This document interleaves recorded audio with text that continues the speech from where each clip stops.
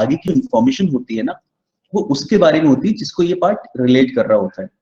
ठीक है, यहाँ पे हु से पहले क्या आ रहा है, बैटिंग आ रहा है। ठीक है, तो एक्चुअल में ये बैटिंग को रिलेट कर देगा आगे वाले पार्ट से। ठीक है, तो इसके अकॉर्डिंग हो जाएगा कि batting was one of the greatest players of the team. तो हमें कुछ इस तरीके की चेंजेस करने होंगे कि हु से पहले हम लोग धोनी लिखें विदाउट अपॉस्ट्रोफी, या फिर धोनी को हु के ज्यादा करीब लेके आए। ठीक है, ऐसा क्या कर सकते हैं हम लोग इसमें?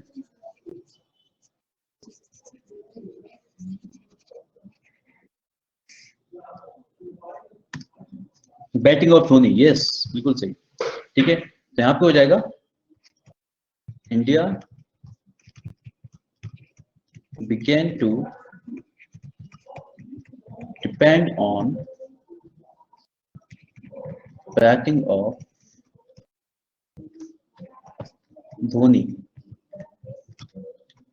ठीक है, this is I Dhoni. Okay, India began to depend on batting of Dhoni. अब आप इसके आगे हु लगाओगे तो हु किसे रिलेट करेगा, हु धोनी को रिलेट करेगा। ठीक है, तो who was one of the greatest players, जो भी हमने बात आगे बोली थी वो हो जाएगी। क्लियर हुआ थोड़ा बहुत कॉन्सेप्ट ये कि ऐसा क्यों किया हमने? देखिए होता है क्या है ना, कि हम लोग जब सेंटेंस को ऐसे पढ़ते हैं तो लॉजिकल बात जो होती है वो हमारी समझ में आ जाती है कि हाँ भाई हम धोनी की बात कर रहे हैं, लेकिन सेंटेंस में लिखा नहीं होता। ठीक है, सेंटेंस में हमें लिखना पड़ता है सही तरीके से। तो यहाँ पे हु जो है, ये तो इसमें हमें कोई डाउट नहीं कि आगे की बात बैटिंग के बारे में नहीं कहा जा रही है, या आगे क्या धोनी के बारे में कही जा रही है। ठीक है, तो जब धोनी के बारे में कही जा रही है तो धोनी को लिखेंगे विदाउट अपॉस्ट्रोफी, और तभी हु हमारा जो होगा जब इसके साथ में लिखा जाएगा तभी इस नाउन को आगे रिलेट कर पाएगा। क्लियर है सबके लिए चीज? मतलब यहाँ पे दैट बैठने वाला है ना, मतलब यही है बस। क्या है मतलब? नहीं बैठेगा। कौन नहीं बैठेगा? दैट। दैट। हाँ, दैट की किसी ने बात कहाँ से? हाँ सर, इसके आगे कोई पूछ रहा था कि दैट बैठाना है या कुछ ऐसा। अच्छा नहीं नहीं नहीं नहीं, नहीं बैठाना कुछ नहीं यहाँ पे, दैट तो बिल्कुल भी नहीं आएगा।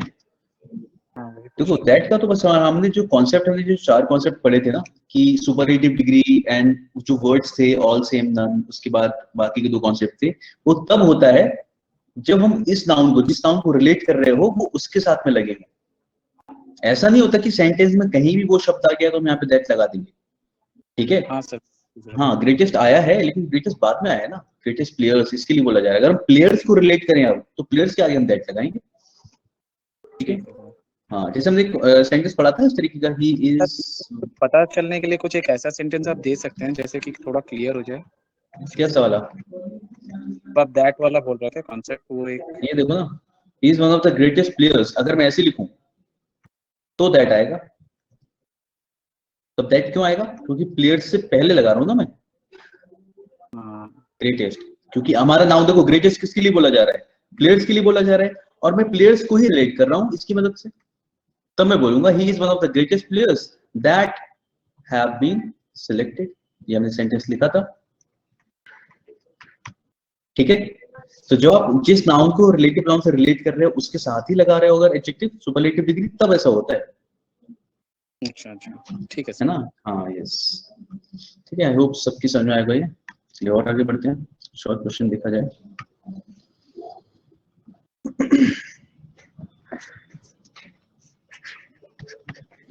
एक एक्सट्रीम क्वेश्चन लिखता हूँ, मतलब ये जो रूल मैंने बताया इस पे, ऑल्दो पूछते हुए मैंने बहुत कम देखा है इस वाले क्वेश्चन को, बट एक बार हम देख सकते हैं इसे। Saint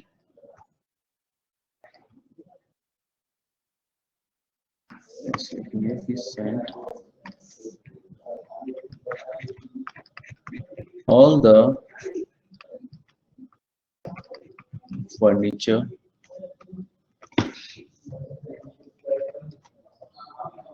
to Pune that he had bought in Chennai.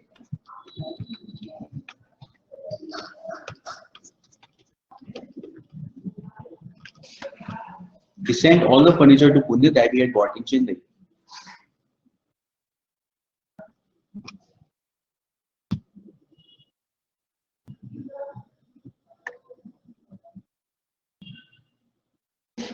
which okay it sounds like which क्योंकि हम लोग अच्छा हम आगे ये वाली बात बताओ he had bought in Chennai उसने क्या खरीदा था चेन्नई में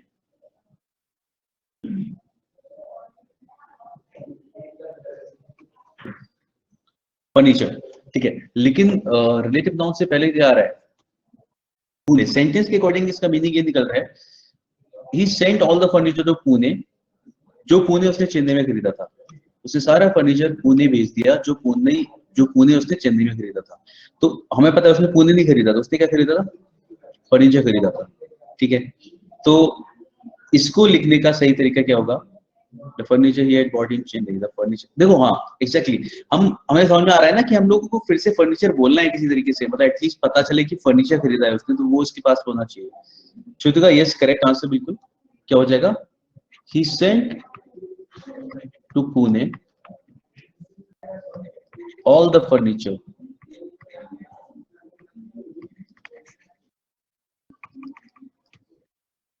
ठीक है तो yes this is correct answer Shruti का क्या हो जाएगा he sent to Pune उसने पुणे में भेजा सारा furniture that he had bought in Chennai now you can see यहाँ पे हमने that यूज किया है ये that भी जस्टिफाई हो गया बिकॉज all हम किसके साथ लगा रहे हैं फर्नीचर के लिए लगा रहे हैं ठीक है तो हमने पढ़ा था all के साथ भी क्या आता है that आता है तो यहाँ पे all भी जस्टिफाई हो गया और मतलब all फर्नीचर है तो उसके साथ that भी जस्टिफाई हो गया ठीक है he sent all the furniture to Patna sorry to Pune इसकी जगह हो जाएगा he sent to Pune all the furniture that he had bought in Chennai कोई सवाल किसी भी तरीके का डाउट इसमें सर विच अभी तो यूज कर सकते हैं बिकॉज़ बिल्कुल यूज कर सकते थे विच मेरे दोस्त बिल्कुल विच यूज कर सकते थे अगर हम ऑल नहीं लगाते तो अब यहाँ पे हम लोगों ने थोड़ी देर पहले अभी आप बात कर रहे थे कि दैट कहाँ लगाते हैं आपने कॉन्सेप्ट पढ़े थे सारे वाले पढ़ा थे नहीं सर देखा नहीं देखा है यार तो ऐसे थोड़ी काम से वैसे क्लास में पढ़ा था लास्ट टाइम नहीं हाँ पढ़ा था ना तो यू शुड रिपीट देखो यार रूल्स का ऐसा होता है ना मैंने आपसे पहले कहा था रूल्स हमें रटने बिल्कुल भी नहीं है लेकिन अगर मैं किसी क्वेश्चन में बता रहा हूँ तो इतना तो हो कि अगर मैं बता रहा हूँ वो याद आ जाए कि हाँ यार ऐसा देखा था हमने ठीक है देखो क्या था उस रूल में हमने ये भी लिखा था कि ऑल अगर किसी आप नाउन को रिलेट कर रहे हो नाउन या प्रोनाउन को रिलेट कर रहे हो और उसके साथ यस बिल्कुल सही ठीक है ऑल सम नहीं होगा सेम होगा ठीक है सेम नन इस तरीके के अगर वर्ड्स आते हैं तो उसके साथ आप दैट यूज करते हो अच्छा आगे समझ में ठीक है तो इसलिए मैंने ऐसे लिखाया था all that matters is something like that ठीक है कि हम लोग ऑल अगर लगा रहे हो तो ऑल के साथ दैट ही आता है ऐसा रिलेट करने के लिए आगे देखो केवल फर्नीचर हो हाँ केवल फर्नीचर होता तो नो डाउट हम इसका विच यूज कर सकते दैट यूज कर सकते हमारी मर्जी थी ठीक है तो विच भी आ सकता था कोई दिक्कत नहीं है ठीक है लेकिन अगर हमने इसके साथ ऑल लगा दिया तो विच बिल्कुल नहीं आ सकता तब क्या आएगा केवल दैट ही आएगा ठीक है सर ये सिर्फ 3 वर्ड में ऐसे जैसे ऑल सेम एंड नन ये और भी कुछ वर्ड्स हैं जिनके अच्छा आपने देखा नहीं था क्या ऑल सेम नन आपने लिखा है ये वाली चीजें नहीं क्या आप थे नहीं उस दिन मैं नहीं था सर क्लास अच्छा आप नहीं थे okay all same none nothing no one little only ठीक है मोस्टली इनमें आपको मिल ही जाएगा ठीक है इनके साथ आपको मिल ही जाता है और नोबडी ठीक है तो याली सी है इनके साथ हम लोग दैट लगाते हैं अच्छा सर ठीक सर इसकी पीडीएफ मिली थी क्या इसकी पीडीएफ मिली नहीं है मैं आपको मोस्टली अगर सबको चाहिए तो I try to provide it by Monday ठीक है अभी actually I am little busy लेकिन आपको दे दूंगा इस पे ठीक है काफी लोगों ने नोट साथ में नोट किए भी हैं और अगर ऐसा है कि आपको रिवाइज करने के लिए ऐसा चाहिए तो मैं कोशिश करूंगा आपको तो 2 मिनट टाइम सर इंग्लिश की डाउट हो सकती है क्या मतलब जैसे कि हर एक सब्जेक्ट का एक ग्रुप है तो इंग्लिश के लिए ग्रुप बन सकता है डाउट्स पूछने के लिए तो वो आप ऐसा what kind of group WhatsApp kind of group तो नहीं टेलीग्राम में हम 7 दिसंबर का बैच है तो उसमें अगर एक इंग्लिश ग्रुप बन सकता है चलो आई टॉक टू देम अगर ऐसा कुछ होगा तो ठीक है डेफिनेटली डू समथिंग ठीक है अगर ऐसा कुछ होगा तो हाँ बात करता हूँ बताता हूँ ओके चलिए आगे बढ़ते हैं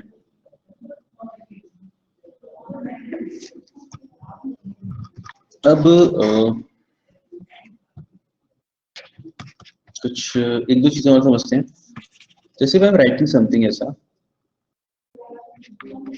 एक सेंटेंस लिखता हूँ You have never spoken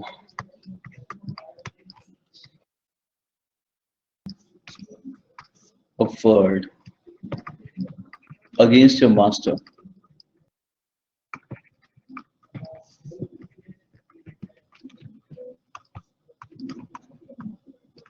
That is a proof of your loyalty. ठीक है, साउंड्स करेक्ट, लेकिन इसमें हमें कुछ चेंज करना पड़ेगा. क्या गलत है इसमें, मतलब अभी अगर बता सकते हो तो. देखो जब भी हम इस तरीके के सेंटेंस लिखते हैं, ठीक है, और दैट साउंड सही कर रहा होता है यहाँ पे इस वाली जगह पे, क्योंकि ठीक है, you have never spoken a word against your master, क्योंकि हमने ऐसा पढ़ा था कि हम लोग दैट को भी रिलेट करने के लिए यूज कर सकते हैं. लेकिन मुझे बताओ कि दैट यहाँ पे जो ये भी रिलेटिव नाउन जो है, ये किस चीज को रिलेट कर रहा है, कि लॉयल्टी का प्रूफ क्या है.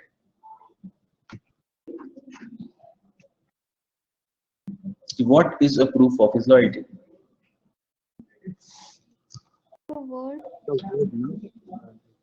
मास्टर नहीं. अच्छा, यहाँ पे एक चीज पता चला होगा कि ये पूरी बात है, पूरा सेंटेंस है लॉयल्टी का प्रूफ. आप किसी एक वर्ड के लिए नहीं बोल सकते. कैसा पता चल रहा है कि तुमने कभी भी उनके खिलाफ कुछ बोला नहीं, अपने मास्टर के खिलाफ कभी कुछ नहीं बोला, ये तुम्हारी लॉयल्टी का प्रूफ है. लॉयल्टी प्रूफ क्या है कि उसने कभी कुछ बोला नहीं है. तो आपको दिख रहा होगा कि यहाँ पे हम क्या कर रहे हैं, पूरे सेंटेंस को कर रहे हैं रिलेट, है ना. ये जो बात कही जा रही है कि उसकी लॉयल्टी का प्रूफ क्या है, ये पूरा सेंटेंस है कि उसने कभी कुछ उनके खिलाफ बोला नहीं है. Is it clear? ऐसा है ना यहाँ पे. जब भी आप सेंटेंस को रिलेट करोगे तो आप हमेशा क्या लगाओगे, विच. ठीक है, तो हम लिख सकते हैं which is used as a relative noun to relate to a sentence. Yes. Exams में तो क्या ग्रामेटिकल एरर्स भी चेक करने देते हैं कि सिर्फ चेंज? फिर से बोलो, अगर हम क्या करें तो एग्जाम्स में जब प्रोनाउंस का कुछ आता होगा तो क्या ग्रामेटिकल एरर भी ठीक करने पड़ते हैं वो सेंटेंस में, कि सिर्फ दैट, व्हिच और ये सब हम लोगों को? दैट व्हिच नहीं, ग्रामेटिकल एरर ही तो है, और क्या है. सर नहीं, मतलब टेंसेस एंड ऑल वो भी चेंज कुछ ऐसे कुछ मिलते हैं क्या सेंटेंसेस में? जब तुम कह रहे हो कि स्पॉटिंग एरर्स अगर एग्जाम में आते हैं तो हाँ सर. देखो यार, ऐसा है ना, अभी हम टॉपिक पढ़ रहे हैं कौन सा, प्रोनाउंस. ठीक है, तो मैं जो क्वेश्चन दिखा रहा हूँ या मैं डाउट बता रहा हूँ, किसके बता रहा हूँ, केवल प्रोनाउंस के ना, प्रोनाउंस के. ठीक है, वहां पे तो सब कुछ आएगा ना. ओके, हम एक एक टॉपिक, अगर मैं प्रोनाउंस करा रहा हूँ आपको, मैं भी वर्ब का एरर दे दूं तो कॉन्सेप्ट कैसे क्लियर होगा हमारा. ठीक है, वहां पे तो सब कुछ आएगा ना, प्रोनाउन है, वर्ब है, एडवर्ब है. लेकिन वही है ना, हम लोग 2-3 टॉपिक जब कर लेंगे तब इसलिए इस क्वेश्चन भी करेंगे. तो अभी मैं जो क्वेश्चन बता रहा हूँ केवल इसके बता रहा हूँ, इसलिए विच और दैट आ रहा है क्योंकि हम कॉन्सेप्ट ही पढ़ रहे हैं, हम रिलेटिव नाउन का कॉन्सेप्ट पढ़ रहे हैं. तो मैं क्वेश्चंस भी तो इसी के बताऊंगा अभी. ठीक है सर. या ठीक है, तो क्वेश्चन वहां पे सबके आते हैं, एक एरर वहां पे सबका है. ठीक है, तो हम धीरे धीरे स्टेप बाय सीखेंगे कि किस तरीके से हम अप्रोच करें कि हम एक मिसलेनियस वाले क्वेश्चन, मतलब मिसलेनियस एरर को या मिसलेनियस क्वेश्चन को हम कर पाए आराम से, क्योंकि वहां पे मेंशन नहीं होगा. ये तो सभी को पता है कि वहां मेंशन, हाँ, कि कौन से पार्ट से एरर है, आपको मेंशन नहीं होता वहां पे, आपको बस सेंटेंस दिया होता है. You have to read it and find the answer. चलिए ठीक है, तो याद रखिएगा विच, जब भी हम सेंटेंस को रिलेट कर रहे होंगे तो हम विच यूज करेंगे. जैसे ऐसा बोलते हैं ना लोग, you never lie, which is a very good thing. ठीक है, which is a very good habit. What is a very good habit? That he never lies. Okay, उस टॉपिक कब तक एंड होगा? अरे अभी कर रहे हैं साजी, ऑलमोस्ट हो चुका है. ठीक है, तो pronouns is almost done. Oh God, या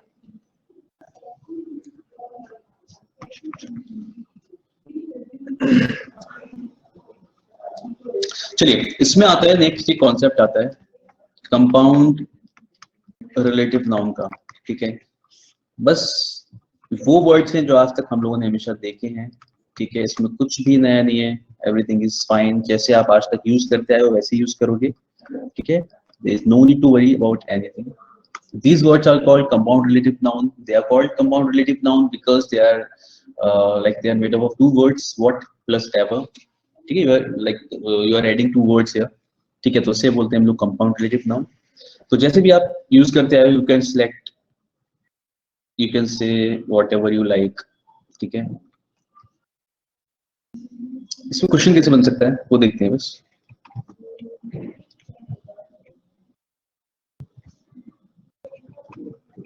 Whoever comes late in the class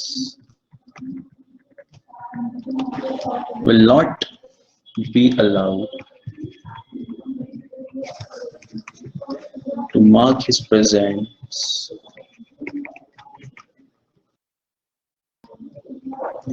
in the register.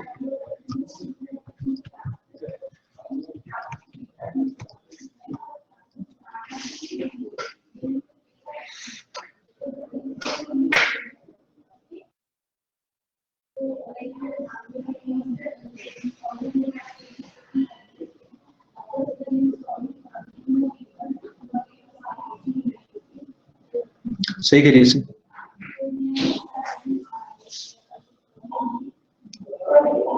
मतलब अभी के कॉमन सेंस के हिसाब से कि क्या आ सकता है।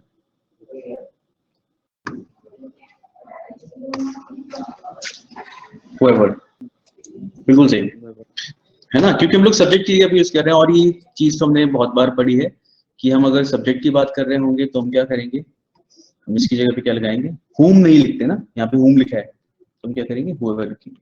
Whoever comes late in the class will not be allowed to mark his presence in the register। ठीक है ना, क्लियर है, सिंपल सा कॉन्सेप्ट। ठीक है, बाकी आप वॉट एवर विच एवर जैसे यूज करते हैं वैसे यूज करोगे, देयर इज नथिंग लाइक, कोई नया रूल जैसा नहीं है बिल्कुल भी। ठीक है, you can select which ever you want, ऐसा बोलते हैं ना, तो वैसे ही होगा बस। तो वॉट एवर हुएवर ये सब कुछ हम यूज करना जानते हैं तो वैसे यूज करेंगे जैसे आज तक किया है, कोई भी नई चीज इसमें नहीं ऐड की गई है। चलिए, बाकी अगर कोई सवाल जैसा हो तो वो आप कभी पूछ सकते हो।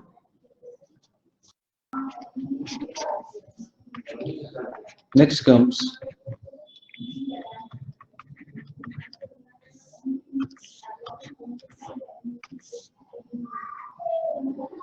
sir, we could also have used whomsoever in place of whoever।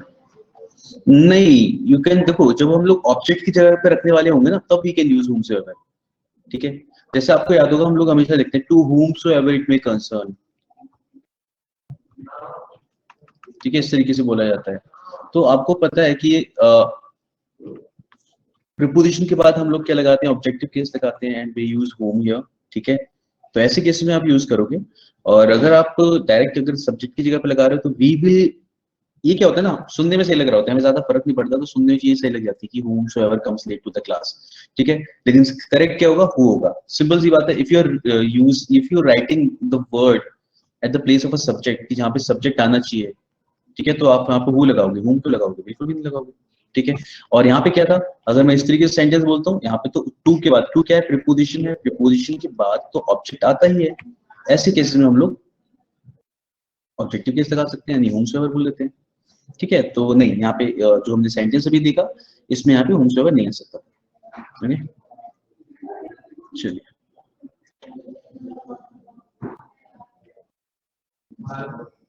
Next is interrogative. ठीक है, इंटेरोगेटिव हमें पता है सारे क्या है, क्वेश्चंस जो सवाल पूछने के लिए यूज करते हैं हम लोग। ठीक है, तो व्हाट इज योर नेम जैसे क्वेश्चन लिखने की भी जरूरत नहीं है मेरे को यहाँ पे। ठीक है, हमें पता है कि क्या होता है वो। कुछ क्वेश्चंस होते हैं ना बस अलग तरीके का, जैसे अगर कोई बोलता है व्हाट आर यू, या फिर पूछा जाता है व्हाट इज ही, तो ऐसे टाइम पे व्हाट का क्या मतलब होता है, मतलब हम क्या पूछना चाह रहे हैं, या व्हाट आर यू अगर बोला जा रहा है तो एक्चुअली हम क्या पूछ रहे हैं।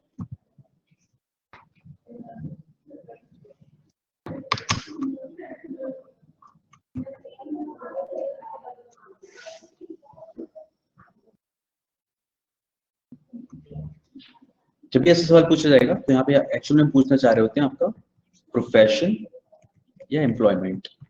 ठीक है, तो if someone ask what are you, you will say I am a student, I am a teacher, I am an actor, whatever you are.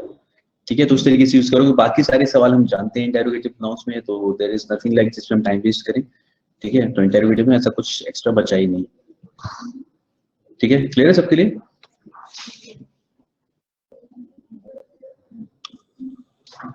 एक और कॉन्सेप्ट आता है जिसे हम बोलते हैं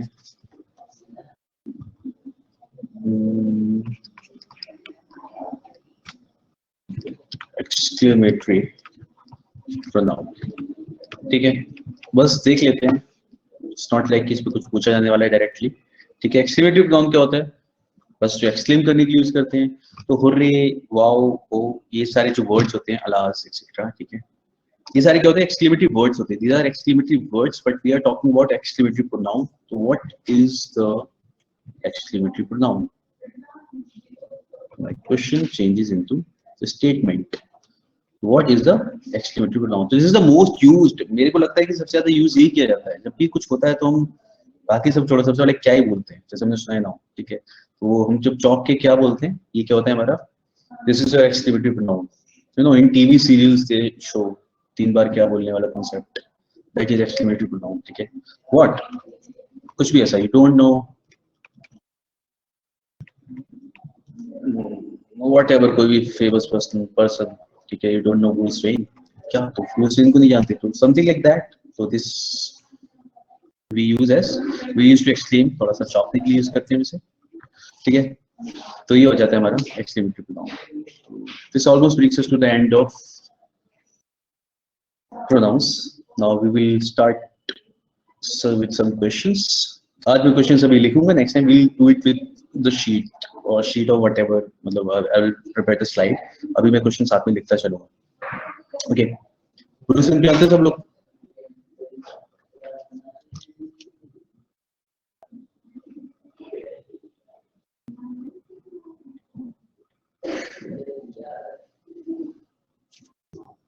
सब लोग जानते होंगे।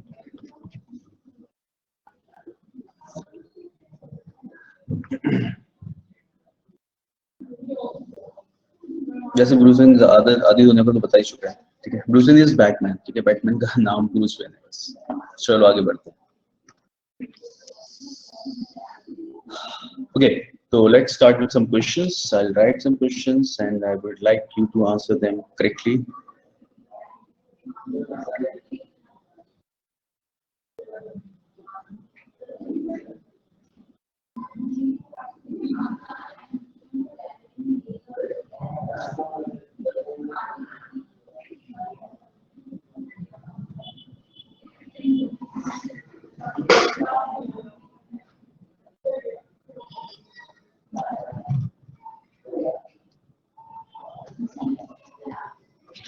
Okay, question.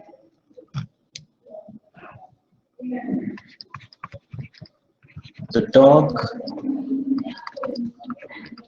I have bought looks more ferocious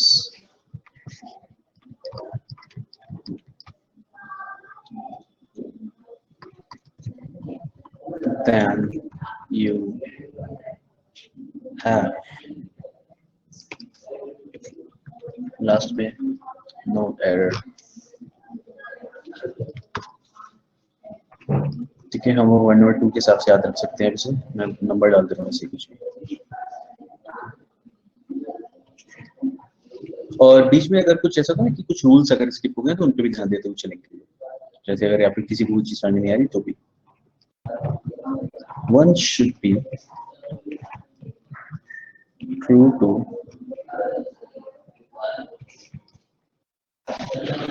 his word in all circumstances.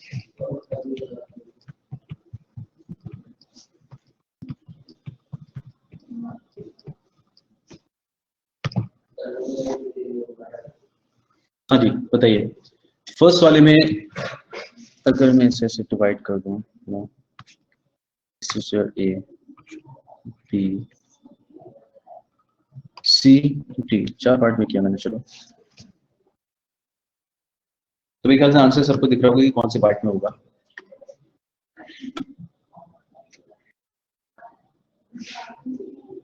C, correct.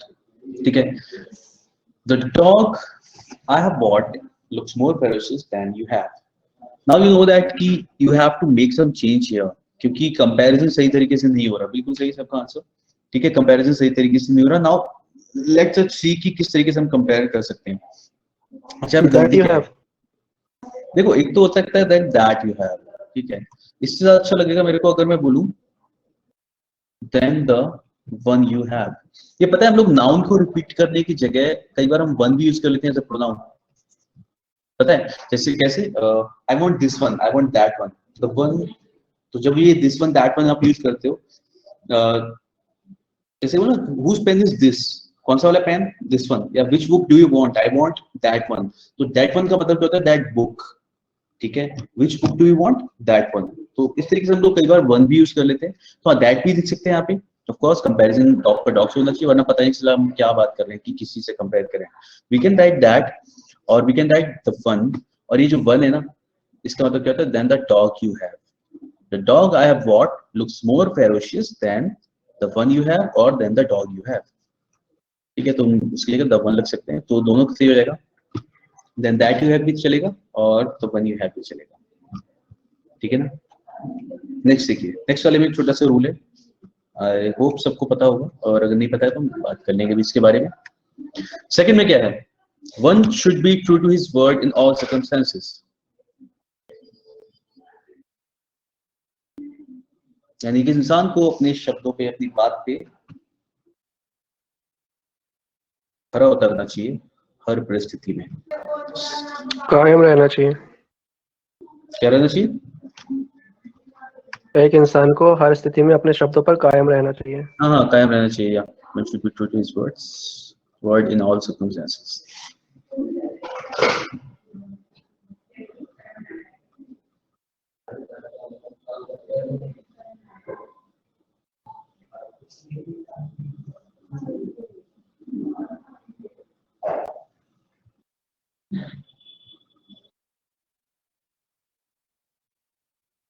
देखो, ये बताया ना हम लोग को, अगर मैं अ पर्सन लिखता हूँ, एक जनरल सेंटेंस अगर मैं लिख रहा हूँ, अ पर्सन के साथ में हिज यूज करता हूँ, ठीक है, ये सबको क्लियर है। यानी एक इंसान को अगर ऐसा करना चाहिए, अ पर्सन बोलूं, जब भी आपके सेंटेंस में इस तरीके से वन लिखा हो, जैसे यहाँ पे लिखा है, ठीक है, इसका जब भी आप पॉजिटिव केस बनाते हो तो हम क्या करते हैं, वंस लिखते हैं, ठीक है। One should be true to one's word, इसे चाहो तो एक रूल की तरह आप कॉपी कर सकते हो, ठीक है। One should be true to one's word in all circumstances, यानी एक इंसान को हमेशा अपने वर्ड पे, अपनी बात पे, ठीक है। तो वन लिखा है, वन से आएगा। अगर यहाँ पे अ पर्सन लिखा होता, अगर यहाँ पे अ पर्सन लिखा होता, then we would have written his, तो हिज ठीक होता यहाँ पे, लेकिन क्योंकि यहाँ पे वन लिखा है तो you use one apostrophe S. ये पोजीशन डिफाइन है ना, यहाँ पे पोजीशन ही है ना। यस यस, ये पॉजिटिव केस यहाँ पे, ठीक है, तो इसलिए हमने लिखा ना, this is a positive pronoun, positive case होना है हमने। अ पर्सन के साथ आप हिज यूज कर सकते हो, एंड अगर आप वन यूज कर रहे हो तो वन के साथ में वन अपॉस्ट्रोफी एस आ जाएगा। तो वन सेल्फ भी तो होता है, मतलब क्या? वन इटसेल्फ, ये भी तो यूज होता है ना, मतलब पोजीशन में। नहीं, पोजीशन में सर इटसेल्फ या सेल्फ ऐसा। मैंने आपको इसके यूजेस बताए थे, मैंने रिफ्लेक्सिव और एम्फेटिक, ये दो यूज थे सेल्फ वाले के, ठीक है। रिफ्लेक्सिव क्या होता है, जहां पे आप एक्शन रिफ्लेक्ट करते हो, जैसे आई हर्ट माई सेल्फ, एक यूज ये होता है, ठीक है। एम्फेटिक क्या होता है, I myself completed the work, ये दो यूज होते हैं सेल्फ वाले वर्ड के, ठीक है। या तो आई हर्ट माई सेल्फ कि आपने खुद को हर्ट कर लिया, एक्शन ट्रांसफर और इधर एक होता है my self completed the work, कि मैंने ये काम खुद किया। यहाँ पे आप एम्फसाइज कर रहे हो, यहाँ पे एक्शन रिफ्लेक्ट कर रहे हो, ये यूज होते हैं सेल्फ, इसके अलावा कहीं पे भी सेल्फ यूज नहीं होता, ठीक है। I have seen at times people introduce themselves with the help of myself, ठीक है। कई बार लोग करते हैं ना खुद को introduce, my self this this this, ठीक है, अवॉइड दैट, ठीक है, बिल्कुल भी जरूरत नहीं यूज करने की माई सेल्फ। जब भी आप खुद को इंट्रोड्यूस करते हो माई सेल्फ के बिना यूज इंट्रोड्यूस करो, लाइक ठीक है, माई नेम इज दिस, ठीक है।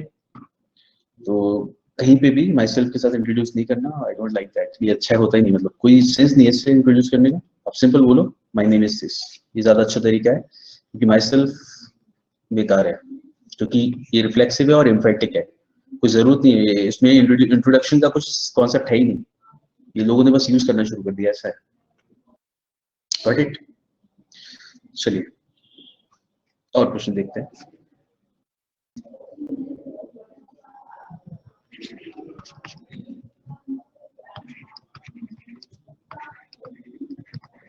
She hates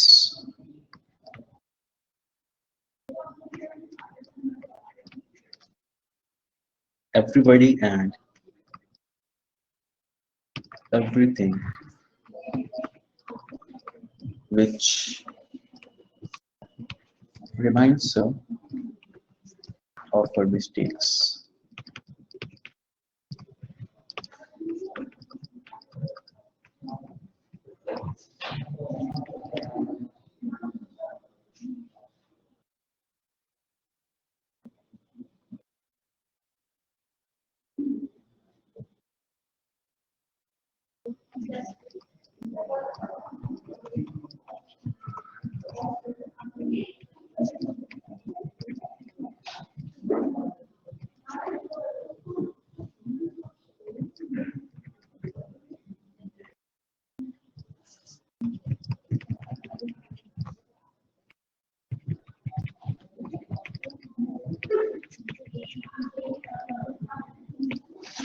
As a student of science, you are far better than him.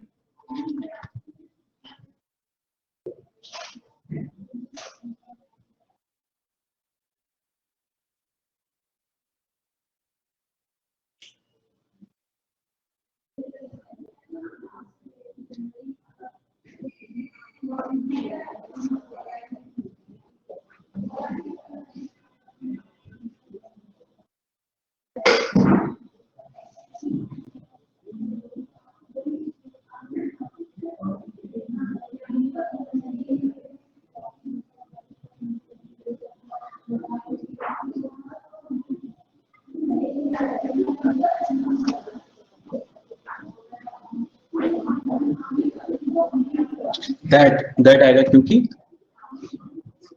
बिल्कुल सही, यहाँ पे that आ जाएगा।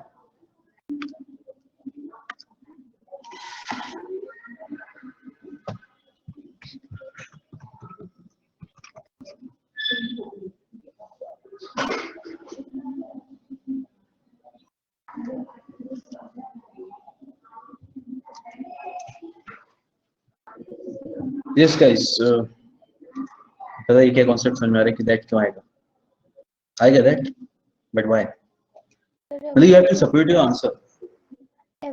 everything के कारण वहाँ पे, क्योंकि that के साथ मतलब everything के साथ that लगेगा I think। नहीं बिल्कुल भी नहीं, everything के साथ that नहीं लगता, ऐसा कुछ नहीं है। अगर यहाँ पे everything केवल everything होता तो मैं आप बीच लगा सकती थी। The concept is this and this. Do you remember हम लोगों ने जहाँ पे पढ़ा था कि हम लोग कहाँ यूज करते हैं? Demonstrative noun बिल्कुल will be used? No, बिल्कुल भी नहीं। This is not demonstrative noun, this is relative noun. यहाँ पे that demonstrative noun का काम नहीं कर रहा है, relative noun का काम कर रहा है। Person and thing, ठीक है। हम लोगों ने पढ़ा था ना, जब मैंने आपको बताया था कि that कहाँ प्रेफर करते हैं हम लोग। तो first point was with superlative degree, the second point was with the words like all, same, only, nothing, with those words.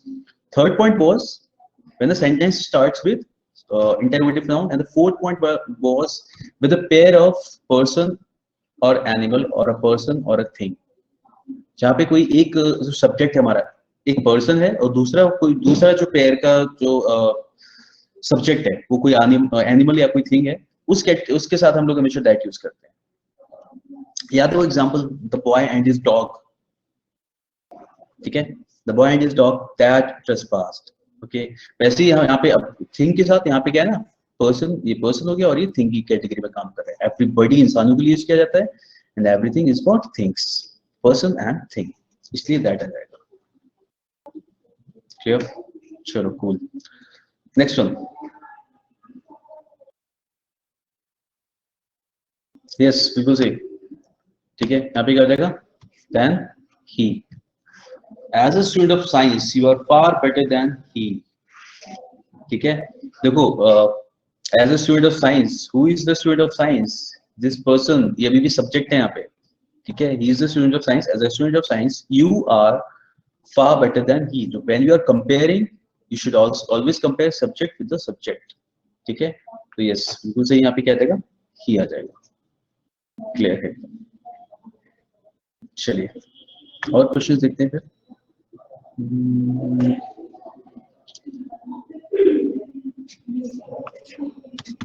Okay.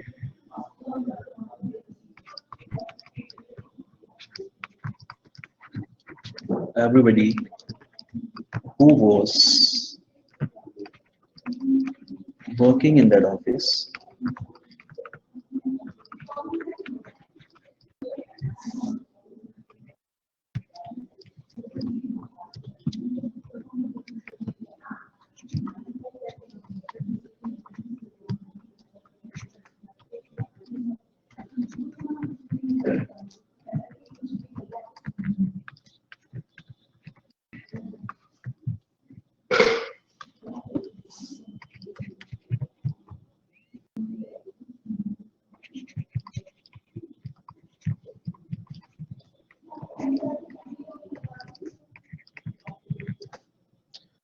who has died on duty. Okay.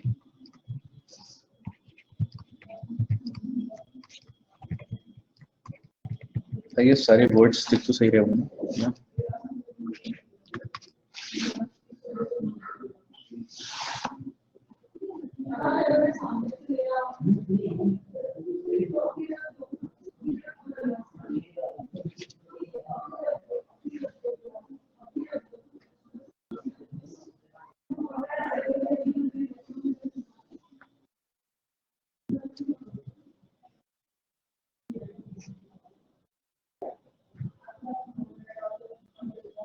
Everyone and everybody is same thing. ठीक है, there will never come a time where you have to interchange these words. Okay, were no way. Everybody के साथ तो हम लोग हमेशा singular ही लगाते हैं। ठीक है, तो everybody तो ये तो अलग ही कॉन्सेप्ट है, मतलब everybody सिंगुलर है क्योंकि मैंने आपको बताया था कि एवरी के साथ हम लोग हमेशा वर्ब सिंगुलर लगाते हैं, तो हु रिलेट कर रहा है इससे, तो आगे वर्ब तो सिंगुलर ही आएगा। तो ये पार्ट भी ठीक है। कुछ और देखिए,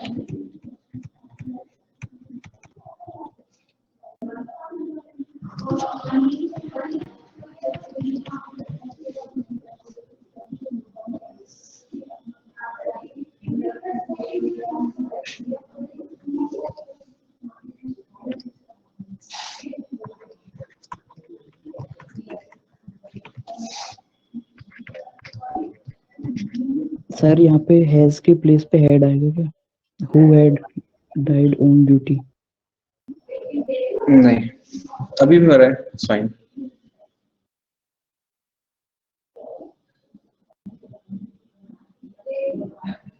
और अगर जैसे हम लोग यहाँ पे हेड लगा भी थे, मान लो इन केस पहले हो चुका है ये काम, वो इज डाइड ऑन ड्यूटी, चलो ठीक है, तो भी सही होगा। मतलब ऐसा है कि अगर हम अभी की बात करें कि अभी ऐसी चीज हम डिसाइड कर रहे हैं तो भी चल जाएगा। कॉन्ट्रीब्यूशंस हम बोलते हैं, कॉन्ट्रीब्यूशंस को प्लूरल बोलते हैं, इट्स फाइन। ठीक है, तो who has died on duty भी ठीक था और who had died on duty भी ठीक है, बिकॉज दे आर, ये बाकी की बात प्रेजेंट में चली ना कि हर कोई जो काम कर रहा था, चलो ठीक है, अगर पास का तो हेड लिख सकते हैं यहाँ पे। नाउ द थिंग इज, अभी हम लोग क्या करना है यहाँ पे, जब आप एवरीबॉडी यूज करते हो आपको ध्यान इस चीज पे देना है कि एवरीबॉडी के साथ हम लोगों ने वर्ब कैसा लगाया है, सिंगुलर लगाया है। ठीक है, तो एवरीबॉडी के लिए अगर आगे आप प्रोनाउन भी यूज कर रहे हो तो it should also be singular. तो विद एवरीबॉडी और विद ईच, तो जब भी हम उसके साथ में कोई भी वर्ब यूज करेंगे that should be singular and the pronoun which is used there always be singular. ठीक है, तो pronoun and verbs both singular.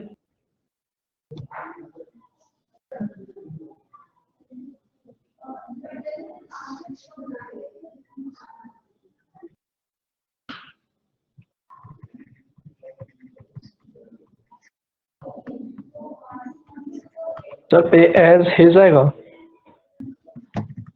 जाएगा, हाँ, yes correct.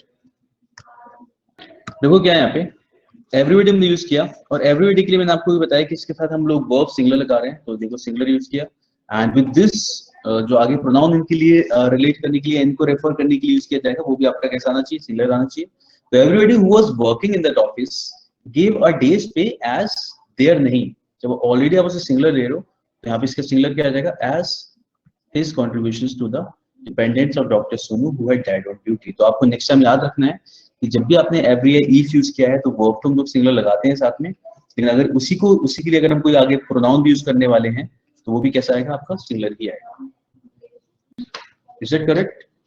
Is that clear? कोई सवाल हो तो पूछो यहाँ पे। चलिए, नाइस।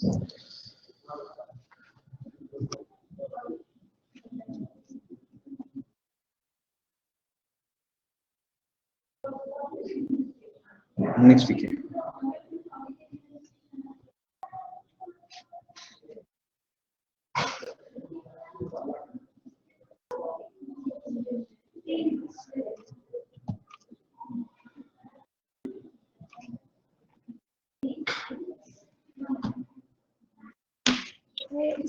सर ग्रेड क्या लिखा आपने, एक बार बताएंगे? क्या ग्रेड के बाद? ग्रेटेस्ट के बाद सर, ये सेकंड स्टेटमेंट है, ग्रेटेस्ट के बाद क्या लिखे हैं? Greatest playwright. Playwright, okay. Playwright का मतलब क्या होता है?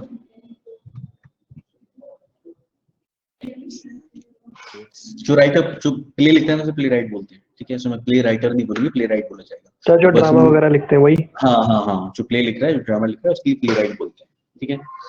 Yes, answers आ चुके हैं almost. He claims to have read all the great tragedies of Shakespeare's. No, apostrophe तो बाद में हटेगा ना, ठीक है?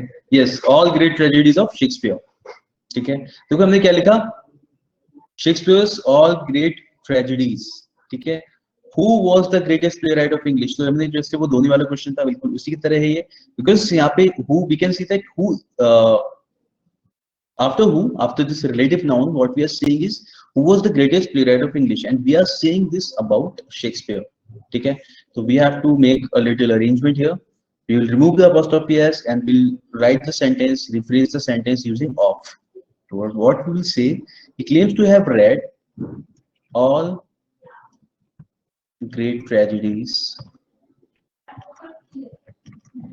of Shakespeare. Is it clear? He claims to have read all great tragedies of Shakespeare, because Shakespeare को फिर हम who की हेल्प से रिलेट कर पाएंगे और आगे वाली बात उसके बारे में बोल पाएंगे,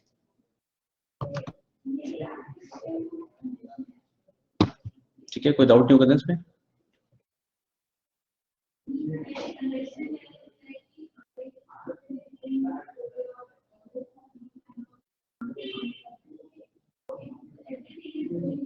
चलिए आगे बढ़े, और क्वेश्चन देते हैं।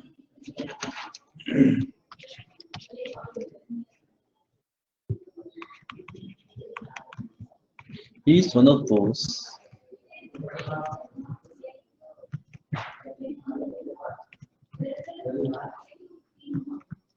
who would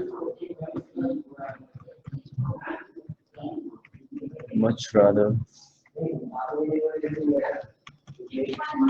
sacrifice his life than turn disloyal to the country.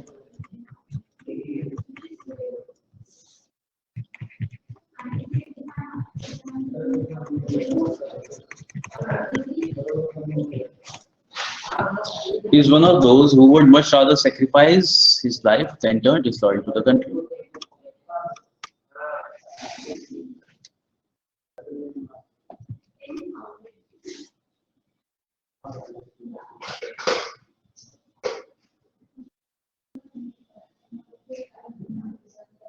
Sir, sacrifice their life. Sacrifice their life, yes, because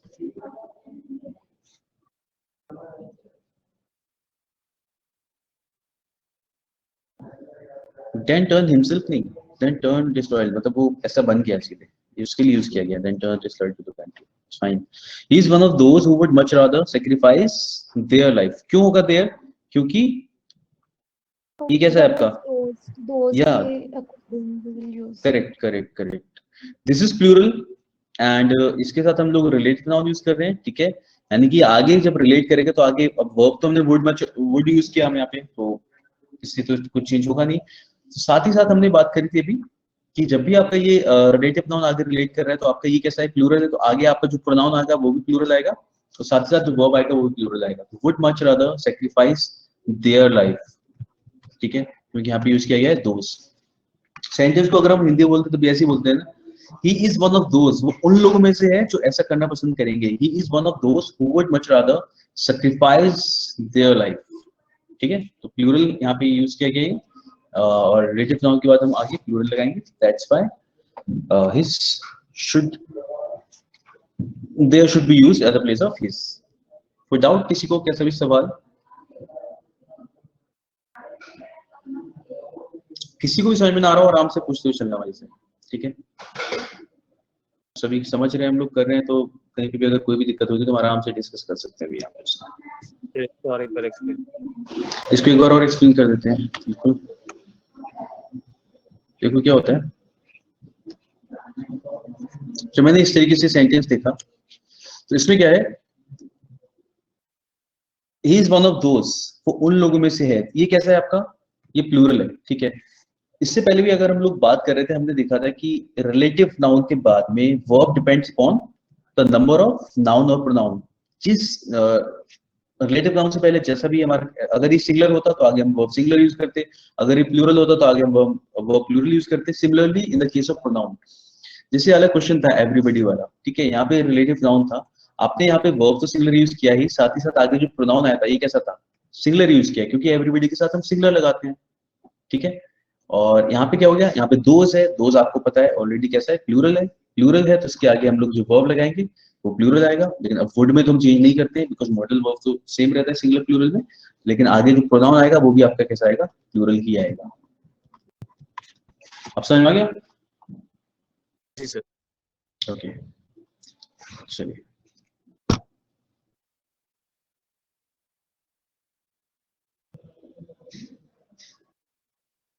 को देखते हैं।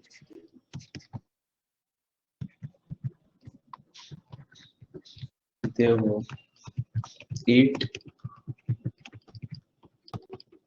industrious workers and 5 lazy bum in this factory.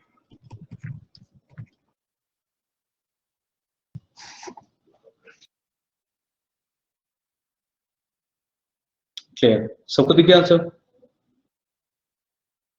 ठीक है, आपको इसको इसके साथ हम जैसे वन का मतलब क्या है, वन का मतलब एक्चुअली में वर्कर्स ही है, यानी उसके लिए प्रोनाउन यूज किया हम लोगों ने। जैसे हम लोग बात कर रहे थे कि we can use one at the place of a noun which you don't want to repeat. तो यहाँ पे 8 था, वी हैव यूज्ड वर्कर्स, यहाँ पे 5 है तो वे लिखेंगे इसको प्लूरल करके लिखेंगे वंस, ठीक है। तो यहाँ पे ये आ जाएगा, तो there were 8 industrious workers and 5 lazy ones, ठीक है ना।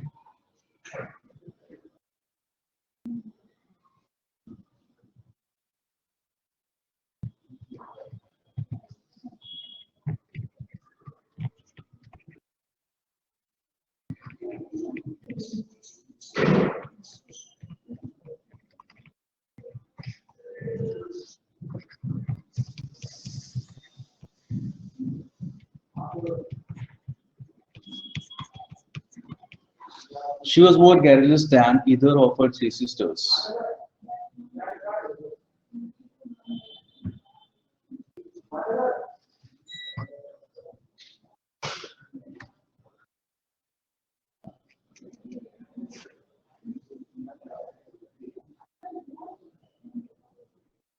बिल्कुल सही, ठीक है, सबको दिख रहा कि because we are using 3 here, you know that either is used only for 2, so we will replace either with any, okay। तो either क्योंकि 2 के लिए यूज किया जाता है तो हम इसे हटा देंगे यहाँ से एंड यहाँ पे क्या जाएगा, any आ जाएगा। तो she was more garrulous than any of her 3 sisters, ठीक है, तो it should replace any। चलिए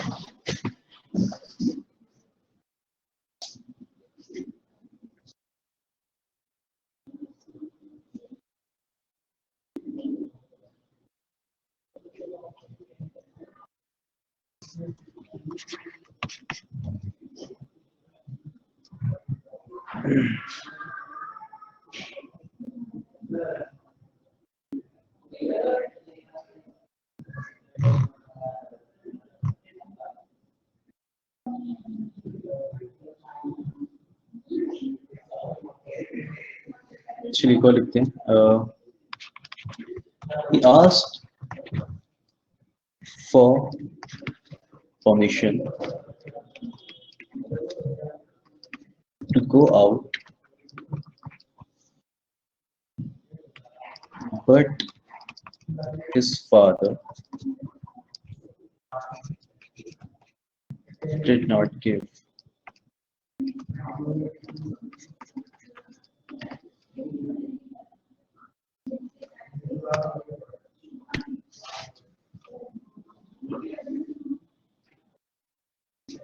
Which? He asked for permission to go out, but his father did not give. In place of but, which his father did not give. Which his father did not give. No. बिल्कुल भी नहीं. He asked for the permission to go out, but his father did not give. His father did not give. What did he not give? क्या नहीं दिया उन्होंने? Permission, है ना? तो हम क्या बोलेंगे? He asked for permission to go out, but his father did not give the permission. इस तरीके से होगा ना? तो उसकी जगह we have to use it. यहाँ पे हम लोग which लगाएंगे क्योंकि which फिर relate किस चीज को करेगा? He asked for permission to go out, which his father did not give. Required ही नहीं है क्योंकि हम बात अभी permission की कर रहे हैं and ये continuation में चल जाएगा. Permission के लिए हमें pronoun use करना है तो relate करने की जरूरत नहीं पड़ेगी. यहाँ पे हमने direct इसके लिए pronoun के सामने use कर दिया. He asked for permission to go out, but his father did not give it. So he did not give the permission. मतलब एंड में इट लगाएंगे. हाँ एंड में इट लगाएंगे, ये हमेशा लगाते हैं. जैसे ऐसे बोलते हैं ना कि I never doubt him and he knows it. पूरा बोला जाएगा. ठीक है, अगर आप ऐसे बोलते हो मतलब लास्ट के लिए इट. हाँ एक्चुअल में क्या होता है ना, हम लोग बोलते हैं तो बोलने में हम आधे पे छोड़ देते हैं. ठीक है, I never doubt है ना, and he knows. तो हम यहाँ पे बोलते समय कई बार यहीं पे छोड़ देते हैं हम लोग, लेकिन we have to write it down. हाँ ठीक है, मैं उसको कभी डाउट नहीं करता और वही बात जानता है. So I never doubt him and he knows it. ठीक है, चलिए तो आज के लिए इतना रखते हैं. नेक्स्ट क्लास में we'll go through some more questions, थोड़े और questions करके देखेंगे and then we'll start with some new topic. Okay, बाकी आपके पास if you have any question, any queries, तो आप नेक्स्ट क्लास में पूछ सकते हो मेरे से.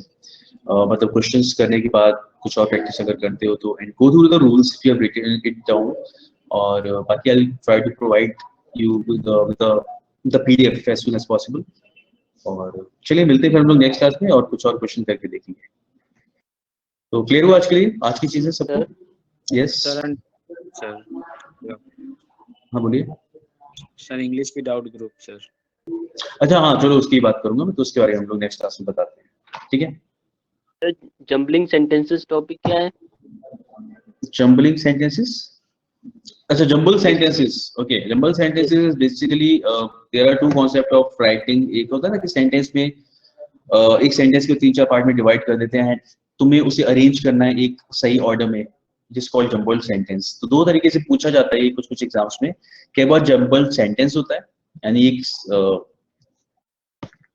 एक सेंटेंस के अलग अलग फ्रेजेस को अलग अलग कर दिया गया है, और एक होता है जंबल्ड पैराग्राफ या फिर पैराजंबल्स बोलते हैं. ठीक है, जहाँ पे एक पैराग्राफ के 4-5 सेंटेंसेस, जैसे ABCD का क्वेश्चन देखा होगा आपने वाला, ABCD करके 4-5 सेंटेंस होते हैं and you have to arrange them. हाँ उसे हम लोग सही प्रॉपर सीक्वेंस में अरेंज करते हैं ना, वो वाली चीजें. ठीक है, तो वो होता है जंबल सेंटेंसेस या पैराजंबल्स भी बोलते हैं. ठीक है, तो जंबल सेंटेंसेस एक सेंटेंस वैसे कर रखा होता है. सही है, ओके सर. चलिए तो सर आप करवाएंगे ना? हाँ मैं सब कुछ कराऊंगा, डोंट वरी. हम लोग सब सारी चीजें करेंगे. हम लोग रीडिंग सेक्शन का सारा पार्ट करेंगे. एक दो ग्रामर का टॉपिक और करते हैं, तब हम रीडिंग सेक्शन भी उठाएंगे. ठीक है, मैं चाहता हूँ एग्जाम से पहले हम लोग सारे अच्छे क्वेश्चंस करना भी शुरू कर दें ताकि हम अपनी स्पीड भी चेक कर सकें. ठीक है, तो उस तरीके की चीज हम करेंगे साथ में। तो चलिए मिलते हैं फिर नेक्स्ट क्लास में। Okay, thank you guys. Hello.